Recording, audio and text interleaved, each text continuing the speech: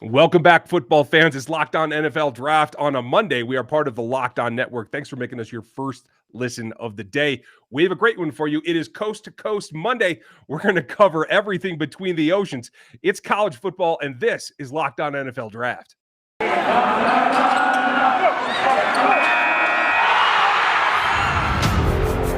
You are Locked On NFL Draft, your daily podcast covering the NFL Draft. Part of the Locked On Podcast Network, your team every day.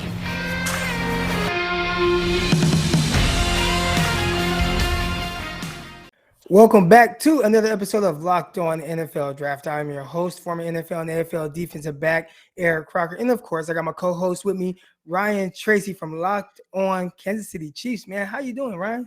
I'm hanging in, a full football weekend, right? I'm glad. I'm glad to have a win on the Chiefs side, just so everybody's listening. Wasn't so lucky with my 49ers. So it's going to be a long week of people getting on the quarterback position, talking about should Kyle Shanahan be fired tomorrow. There's a lot of that talk right. going on. But we didn't come here to talk about that, man. We came here to talk about some college football and kind of, a lot of these prospects that really stood out, and not just prospects, but teams in general. And I might have undersold Georgia just a little bit. I thought Arkansas potentially had a chance because they had played so well against Texas, so well against Texas A&M, really kind of dominated those teams up front. And I'm like, you know what? I think they should be fine against Georgia, and I was wrong. And it started off early and continued throughout the game, just complete domination of Georgia and that defense led by their three defensive linemen who I think all might go in the first round of this upcoming draft. We're talking about Adam Anderson, 6'5", 230-pound guy off the edge. He's really light. And I think watching him, he really reminded me of like Brian Burns, right? Where somebody who's longer but thinner, and people are like, oh, he's gonna need to gain that weight or whatever. But I think when you see just the athletic profile that this guy has and the way he's able to use his hands and the dip and bend that he has coming off of that edge, I mean, he's gonna be a terror for guys, especially when he puts it together consistently as a pass rusher. Right now, he's doing fine. Second on the team in sacks with 3, has 9 or 10 pressures coming off the edge right now. But I mean, he was one of the guys, and we'll get into a couple of the other guys, but just right away jumped off the screen as someone who is going to make life miserable for Arkansas.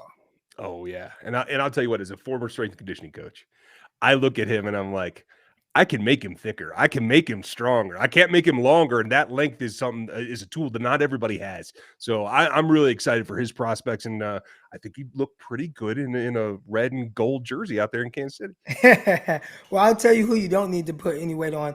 And that's Travon Walker, defensive end, 6'5", 275, 280 pounds. Man, they have these guys are just built freakish. And again, looking at Anderson, I was thinking, man, will he be better suited for like a 3-4 outside linebacker type role because he can play well in space and he moves well.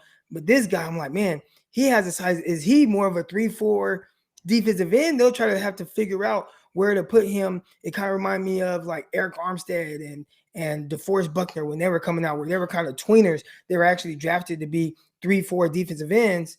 Then the scheme changed and they had to play that 4-3. And it was like, okay, what do we do with them? Make one guy 3 tech, the other guy defensive end.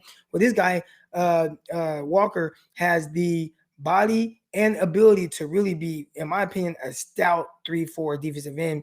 I don't think they'll be needing to add any type of weight for him. I think for him is just, and it's going to be the same for the next guy that we talk about, but really learning to be more consistent with pass rush moves and really have a plan. Needs to have a plan coming in. And for guys that are just bigger in college, typically you kind of go through that where you're so used to kind of bullying guys down there in the middle, be able to just move guys wherever you want. In the NFL, it's not that easy, right? We see Javon Kinlaw coming out of South Carolina. He's running into that same issue where he was just so used to bullying everybody at South Carolina, even in the SEC, because he's so big. Then when you get to the NFL, you have to learn to be a good pass rusher with your moves. And I think that's one thing that Walker could definitely improve on. And then the guy that plays inside of him, talking about Jordan Davis, oh my goodness. I mean, you look at Jordan Davis, 6'6", 330 pounds. He's listed at 330. I'm assuming he's probably even heavier than that. I think the So broadcast said 360. did that, and I believe that. I mean, that huge guy, and they really just made life miserable and wreck shop all day long for Arkansas, which kind of transitioning into the next guy, Although quarterback on the other side of the field, KJ Jefferson. I mean, every week, one of the main things that I wanted to see with him is how will he progress as a passer, and I thought it's just not there. And in the situation where he would get behind the sticks against Georgia, and I mean, it was 3rd and 8, they started running quarterback draws, and I'm like, man, they don't trust him to throw the ball at all. And it not only hurts or affects Arkansas because they might be a team that really can't play from behind, but it hurts Treylon Burks, a guy who is pegged to potentially be the first wide receiver taken, or at least for sure first round pick in this draft. Big, fast receiver who just makes plays. But when you have a quarterback who only throws 13 passes, and I'd probably say 5 of them were past the first down marker, it kind of limits your opportunities to make plays, for Treylon Burks. So it's a little unfair, man, kind of playing in a weird quarterback situation. Yeah, 13 attempts. That's the number that stood out to me too. And I thought it was light at the time, but I didn't realize it was that light in terms of attempts. And by the way, I want to go back to Jordan Dave for a second. Did you see my guy on offense? Dudes off the ball, line. Right? Side to side. That's 360 pounds of love y'all need on whatever pro team that you root for. I think he's going to be incredible. But Burks, unfortunately, is stuck in that position.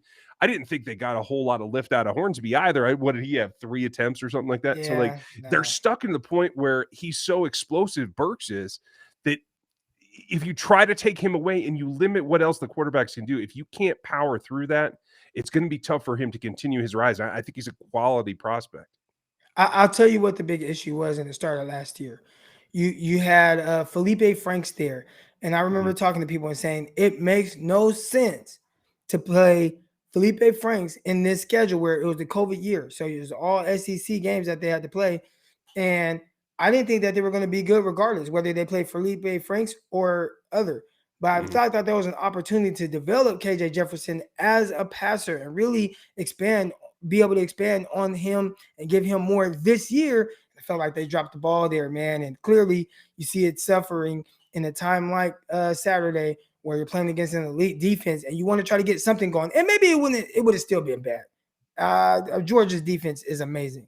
Yeah. But I think to the extent of what we saw, losing 37-0, not being able to get the run game going because it's like, hey, we're going to take away run game and make this quarterback have to make plays with his arm, wasn't happening.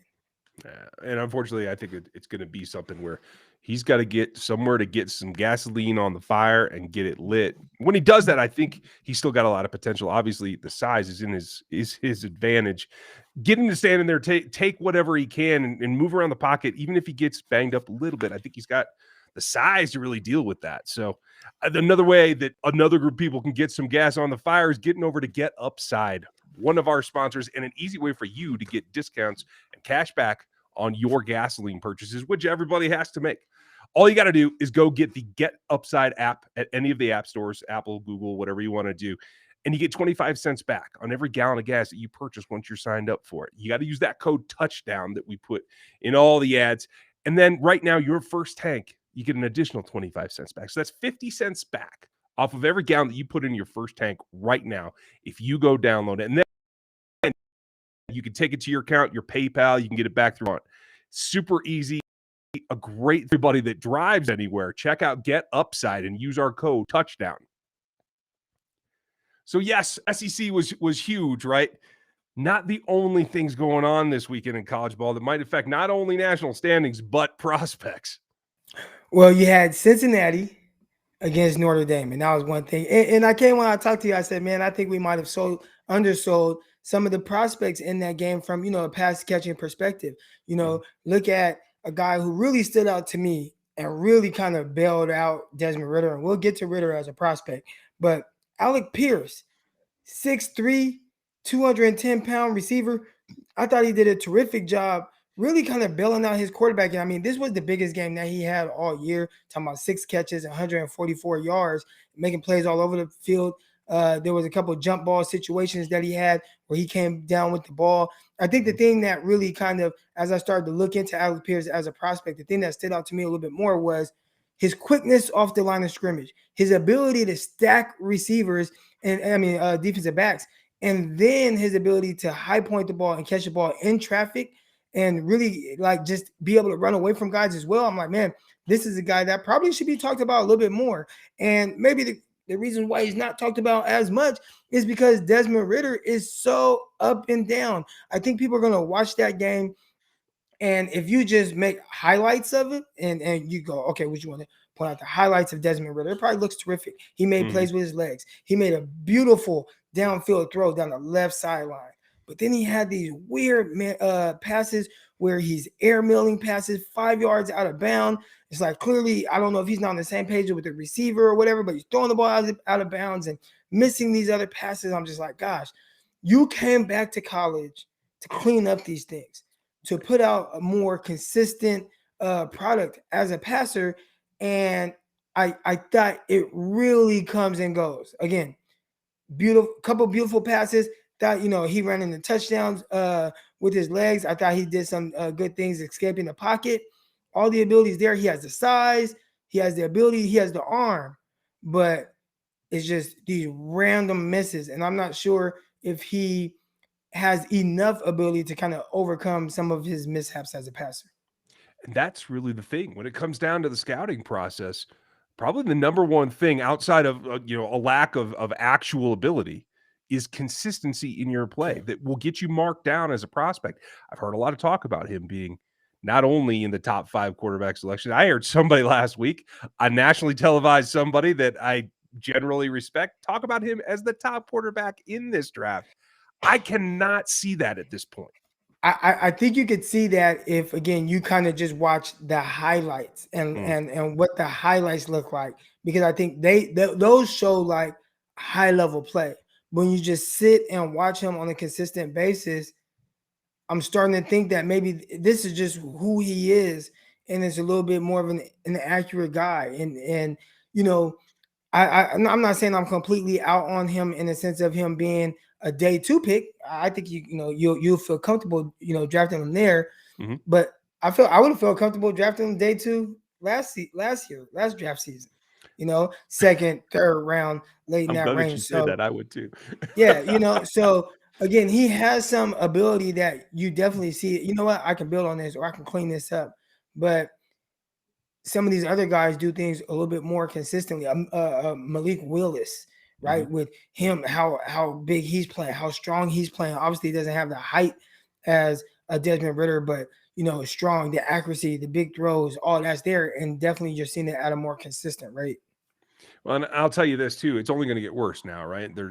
Now that you get past Notre Dame, you get in the CFP playoff picture, there's a lot more pressure. So the next thing for me becomes, okay, you've shown inconsistency. How do you deal with the pressure? How do you deal with being more in the spotlight than you were in the playoff last year, even at this point, because expectations are building for this program? And I think that's going to be probably the key to the evaluation and what his eventual stock is in this coming draft, is how he deals with all this from this point forward. Yeah, and I mean that's what people are going to be looking into as well. But I talked about kind of underselling some prospects in this game. Another guy undersold a little bit was Michael Mayer. Man, I mean, tight end out of Notre Dame, and I just kind of wrote off a lot of their weapons. I know they have a talented running back there, but 8 catches for 93 yards against Cincinnati, and we're talking about a big guy who's kind of in that cold commit kind of range of being a terrific pass catcher. I mean, I think the one thing that stood out to me more so than just, his numbers and all that ability and what he's going to look like as a prospect, but the mental aspect of things, because he was banged up. I saw him coming in and he's getting a catch and beating DBs on out route. Then he has to go out because he's kind of hampered with look like a hamstring injury or whatever. But it was cool to see someone, even though they came up short against Cincinnati, and we probably should talk about Cincinnati did this game, but he was out there trying to do whatever he could to help his team win. So aside from just the size, the athleticism, the pure receiver skills that he possesses, I think the toughness, that was another thing that really stood out to me about Mayer. Well, and he's not the only one. I'm interested in your take because whether it's passing, running, trying to play special teams, whatever he's got to do, Kyron Williams stands out to me as well. And I know he's a smaller back, but in today's evolution of what a running back is at the NFL level, I feel like he's a guy that isn't going to be highly drafted, but I think he will get drafted. And I think he's going to go into a roster, and I think he's going to make an impact based on what I see now. Am I wrong? I don't know. From a statistical standpoint, I don't think he had like his best game, but it was good to see him back there returning punts and the way he was running the rock. I thought like it looked like an NFL style of back. He had to make guys miss. I didn't think, and for everything Notre Dame's been on that offensive line, they've been terrific for the past like few years for sure. They've been getting guys out there being drafted. They are not good right now. They have one of the worst offensive lines, especially in Power 5 football. So the run lanes and everything, they were not there to the extent of what you typically would like to see from a Notre Dame offense, especially with the running back.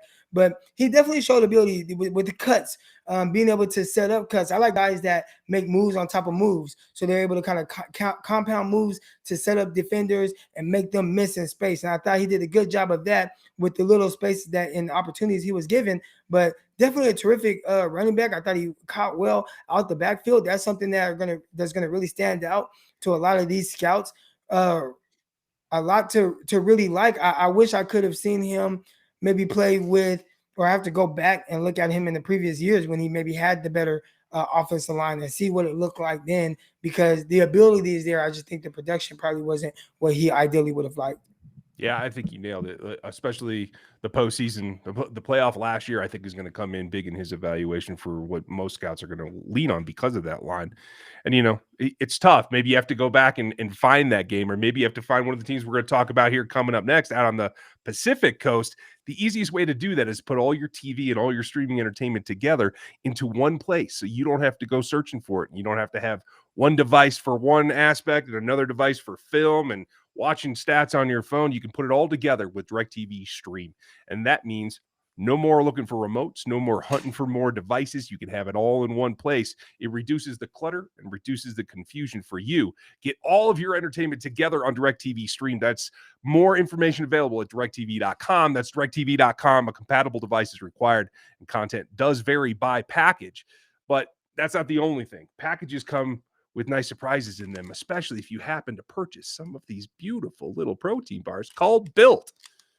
Some of my favorites, and my kids too. I can't keep them in the house long enough because these little things are about 150 calories on average, 130 to 180, and they have 17 grams of protein. They're great for a meal replacement, great for extra protein. If you're on a workout regimen that requires you to bulk up on some of that, they have it all for you, and not a ton of extra sugars. These things taste incredible, and if you guys haven't tried them yet, I think you're going to really dig them, whether it's salted caramel or coconut brownie chunk. They have everything under the sun. They even have this grasshopper cookie that actually tastes like Girl Scout cookies. It's kind of crazy. We have a great offer for you if you'd like to check them out over at built.com. That's our promo code LOCKED15. You use that, and your first order, you get 15% off of it direct to you. I think you guys will really dig this. Check it out. For LOCKED15 is the code at built.com. Okay. I need you to explain something to me. What in the world happened to Oregon? They almost had a letdown against Fresno State and kind of was able to pull it out at the end. You had a guy, Thibodeau was able to kind of force a fumble, and that resulted in a touchdown. But they've been doing some weird stuff, and it's tough, man, because the Pac-12 has been like this, where there's just not that one dominant team. And you know who I blame, man? I blame USC, because USC is supposed to be the squad that gets all the big-time recruits, doesn't let guys leave California, and the floodgates have opened. Guys are leaving left and right. And now the Pac-12 is so watered down. It's considered a Power 5, but it doesn't feel like that, man. And Oregon losing that game, especially off of coming. I mean, you went to Ohio State. You beat Ohio State. That was a big-time win for them. Right. But just to kind of turn around and lose to a team like Stanford that, in theory, shouldn't have any business playing with you. But that also, I mean, David Shaw, he's done a terrific job with that program and keeping them competitive even when they're not really competitive. But he's always been able to kind of win some games and win some big games there. it's very disappointing for a guy that's rooting for the Pac-12 to have a team that represents them in the playoffs. I just don't think any of these teams are ready, but that's including Oregon. Call us two guys rooting for that, just so you know, folks. I don't know why anybody underestimates David Shaw's teams. They're not powerhouses, but something stands out and somebody gets caught by surprise every time. And it is what it is. The interesting thing for me is that, like you said, you make that jump, you beat Ohio State, and you're in kind of the driver's seat out west at that point. And you let your guard down. And it's not just, I won't say it's the staff, I won't say it's the program from the base. It's all the way down to the stars. And Thibodeau getting ejected for targeting, I thought was a mental lapse that at his draft stock, I mean, arguably the consensus, quote unquote, number one pick in this upcoming draft, you got to have your head about you more. You have to be a leader that not only performs, but plays smart. And I'm a little concerned about what that means. You know, and it's tough, man. This targeting and stuff, I hate it. I think the one thing I hate about the college rule is, it's like, dude, if I go in there and I feel like the rule is skewed a little bit. I when it first happened was assuming that it was for someone that's trying to hit somebody with malicious intent and is just, I'm just gonna dive head first into somebody and knock them out the game, and that's what it's for. They wanted to kind of limit those type of hits. But I mean, we have guys, they are definitely changing the way that they're going in and hitting guys. They're turning their shoulders to hit guys. But every once in a while, you'll see a guy accidentally make contact with a helmet, and it results in the guy getting kicked out of a game and having to miss some time in the following game as well. I just think it's unfortunate. It's unfortunate for Thibodeau, and it's unfortunate for all these college guys that have to play. The NFL, I think they do a good job of, okay, we throw a flag for, unsportsmanlike conduct or targeting or whatever it is. But at least the guy gets to stay in. I feel like they should have at least like 2 warnings. And okay, not 2 warnings, 1 warning where you hit somebody, right. Okay, throw the flag. And then the second time, if it happens again, okay, now you're ejected. But just a big hit one time, and with how fast the game is, I don't understand how they just, one time you're out. And I saw it in the high school game. I was at a high school football game Friday night. It was 4th and 8. Quarterback threw this flare out, and the defensive back just drilled him. But it was completely legal, and they tossed the kid. And I'm just like, come on, man. Who should be fined? Who should be kicked out? Who should be ejected is the quarterback for setting their receivers up and throwing those hospital balls. Tom Brady said it, and I agree with him. Clearly, you can hear I'm very passionate about this topic. No, and I agree with you. When you set up a guy up like that where he has no option, he can either get accused of having alligator arms or he can get creamed and just see what happens, right? I mean, that's really the only 2 options he has when your quarterback throws you into that contact. I agree with you. I think determining intent is really, really tough. So why not have a second thing? I mean, unless it's just blatant where you literally see a guy put his head down and spear somebody, right? But I think it's definitely something it's unfortunate, but at the same time, it's unlearning instincts, I think, especially depending on where you grew up and where you learned the game. There's a lot of guys that that's the way that they're coached at the younger level, and you're unlearning this thing. I just think at that level, when you're talking about being a top 5 selection, I think you got to play with your head about you a little bit more, especially because it's not unheard of for somebody that is the tackler that is initiating the contact with their head down to be the guy that comes out of it on the bad end of that contact, Right. Well, coming out on the bad end of stuff, let's kind of head over to USC, right? We're coast to coast with this. We're talking about the Pacific, the West Coast. I'm from the West Coast, but we got USC and Keaton Slovis. And we talked a whole lot about Keaton Slovis and the whole Dart thing. And, Dart was coming in. He was going to take over the spot. Slovis was going to be benched, and Dart got hurt. He's going to miss the rest of the year. Slovis back in there, goes out, gets a victory. Terrific. Good job, USC. But that's not the kicker. The kicker is Drake London. All right. We are talking about a guy who is on fire. Now I get it. Most guys probably haven't seen Drake London or heard of him because the Pac-12, for whatever reason, plays at midnight Saturday night, where the whole, Mountain West time guys, Central time zone guys, East Coast guys, they're asleep. But let's talk a little bit about what Drake London has been doing, and then I'll talk about him as a prospect. All right. Against Colorado, 9 catches, 130 yards. And if you looked at that one touchdown he caught in there, how he just gripped the ball, one hand, amazing catch. All right. The game before that, 10 catches, 165 yards. The game before that, 13 for 170. He had one game where it was 4 for 68. That was his pedestrian game with a touchdown. And then 12 for 137 yards, man. This dude, Drake London, has been going crazy for USC. And it's like a secret. And he's a guy who's like 6'5", 210 pounds. He has a basketball background. He's not just this big time separator, but I call him baby Mike Evans. He runs to spots well. He's definitely great at getting position. He played basketball at USC and finally committed to just playing football. So he has that basketball background, that above the rim background. He does an amazing job of positioning himself on sideline passes, catching passes over guys. I mean, he's a very easy target for someone to throw to. He's a bit of a long strider and not someone that's as twitched up, even as like Michael Pittman, who recently came out. That was a big receiver out of USC who's kind of excelling right now as a rookie. But you look at Drake London, and he has all this ability, and nobody's talking about it, man. Finally, I think because he had the one-handed touchdown catch, guys were like, okay, wait a minute. There's this guy out there on the West Coast. We're usually on watch because we're asleep, but he has some big-time ability. And I'm curious to see how this continues and what the conversation starts to be surrounding him, because talk about all these other guys being wide receiver one. Nobody ever mentions Drake London. Yeah, I'm with you. And I agree. It's part of that time, but he is no secret to scouts. He's no secret to people that are visiting the programs. That's for sure. So people will eventually catch up, I think. But I'm glad that you mentioned Pittman, because I was going to bring him up too. Like, just the way I thought Pittman excelled in close contact and made great catches when the back was on him. How do you feel about London in terms of dealing with contact, even though he's got that height advantage?